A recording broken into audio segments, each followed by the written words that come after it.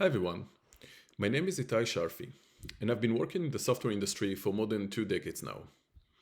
I'm also an adjunct professor teaching computer science at Cal State Fullerton and a volunteer at HireHeroes.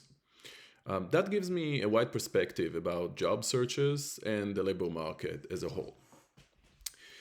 Everyone knows that jobs are usually in job boards, right? Seems like common wisdom. However, this is not always true.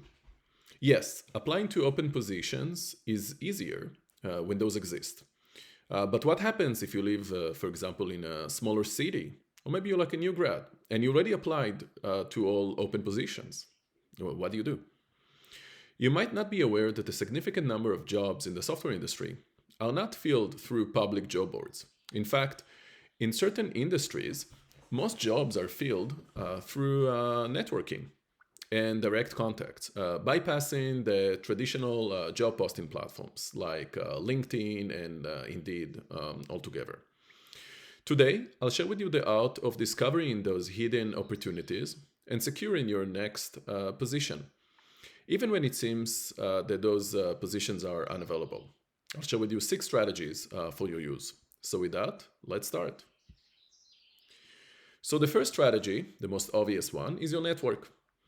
Networking and your network is the most powerful tool, but it's not just about whom you know. It's about who knows what you can do and what are the opportunities. I once hired an outstanding employee after seeing her volunteer work for a nonprofit. And this just demonstrates and showcase the unexpected avenue through which opportunities can arise. So let's talk about that. I would like to cover what is an A, B, and C person in networking. So you need to expand your network beyond your close friends to include those A, B, C. Let's talk about that. An A person is somebody who can directly hire you, right? So this is the person who is the hiring manager. A B person can recommend you. Those are extremely important because remember, when you're applying to a position, that recommendation can make a huge difference. So you also need to know those people. And C are the people that are often in the know. C are kind of the people that might not recommend you, definitely cannot hire you, but they know a lot. That might be, in many cases, your friends.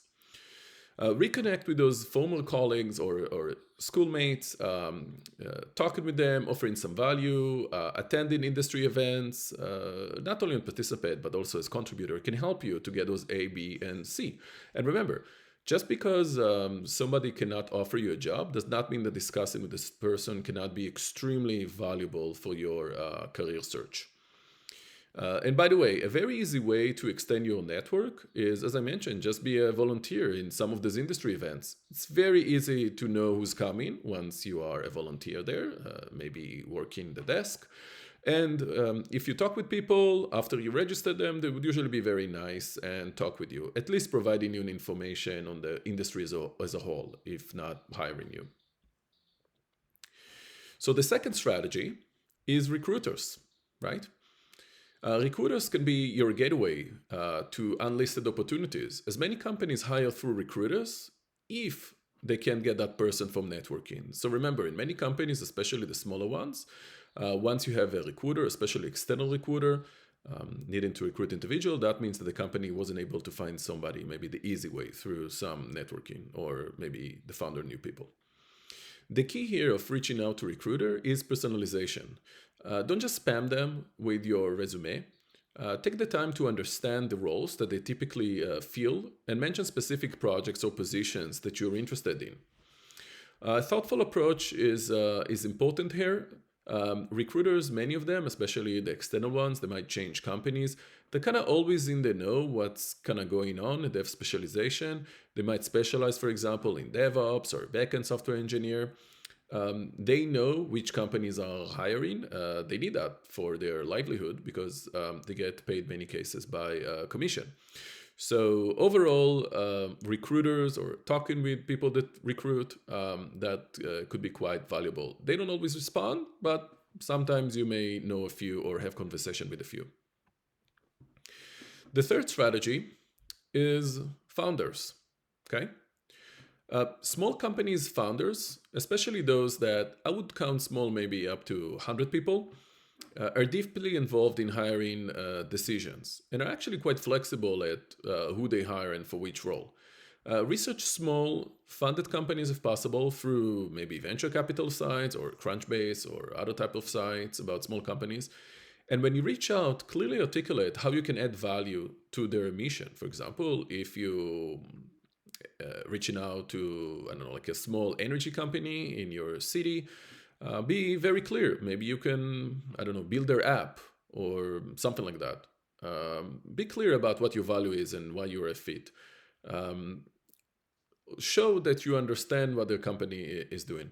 Remember that a founder of a small company can hire you just because their gut tells them to, especially the very small company. Founder has a lot of wiggle room on who they hire and for which positions. And again, even if a position is not listed, they can hire you. The fourth strategy is upsell. So let's talk a bit about that. What does upsell means? An upsell means it's a company that you do contract work with. Contract work in many cases is a foot in the door. Examples of contract work, many companies start with contract work, let's say marketing or technical writing, sometimes it's technical work. They don't want like these long-term commitments. It's not necessarily because it's cheaper, they don't know how much they would need that type of work. You can make it clear from the beginning that you are looking at full-time opportunities, but for now contract work seems to work perfectly fine. Show them in that contract work the value that you bring in, and you might find yourself in a position to negotiate a more permanent role. Something to know about contract work is that there are restrictions in the US that at some point, if you push contract work too much, which means you provide a lot of value and they want to give you more and more work, they would have to convert you into a salary employee, the W-2, because of unemployment and a bunch of other stuff. So that's actually doing that contract work, demonstrating the value and getting more and more of that contract work till they offer you a full-time. It's pretty straightforward strategy. The fifth strategy is a bit different. It's similar to contract work, but here it's independent work. So who said that you need to be a W-2 salary employees? Some industries, you might, maybe app development, and others, you might even make more money just being independent if you're good at what you're doing. And it provides more flexibility. So maybe that's what you should do, just independent work. To do independent work, you need to really establish yourself as an independent consultant. That could be a brilliant strategy, but you need to build your credibility. So what does that mean? You need to showcase your successful project and gather in testimonials. If you, let's say, do app development, website, you need to start demonstrating your work and promoting it. Engage in online forums or social media to share your expertise. And you need to be visible and attractive for potential employers. Recommendation here is also very important. So be extra focused on what you can do. And then those projects might be outsourced to you. The sixth strategy is what I call friendly mentoring. So friendly mentoring, or for recent grads, it's more like recent graduates, is the job search for, let's say now that you're a student at the university and you want to learn more about positions in your town, you can just reach out to recent grads that are working in your town. That's a pretty straightforward strategy. You're not alone in this. You can connect with them and ask them about their experience, where they applied, what other positions were they interested in, which companies are hiring. If somebody graduated maybe a year, 2, 3, they probably kind of know what's going on. Maybe some of the friends are still kind of hopping between different jobs, so they're kind of they're in the know. So you can gain a head start with information, or maybe potentially to learn about positions that you are unaware of through them. So use your alumni network. You can find them through university career services or LinkedIn, and reaching out.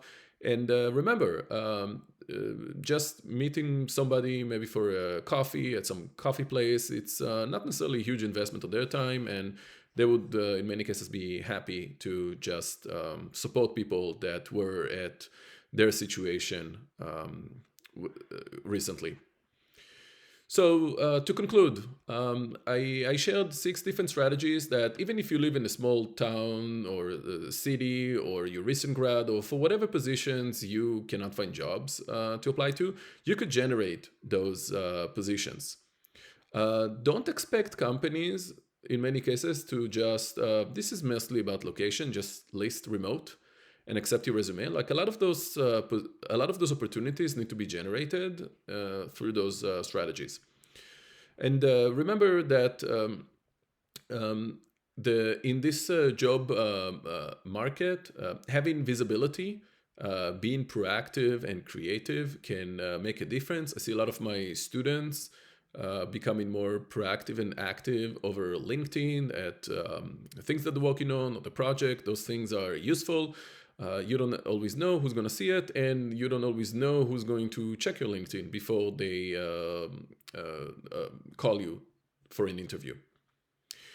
So I hope you find this useful, and I hope you'll be successful at your job search, either from public listed positions or from positions that you generated through any strategy.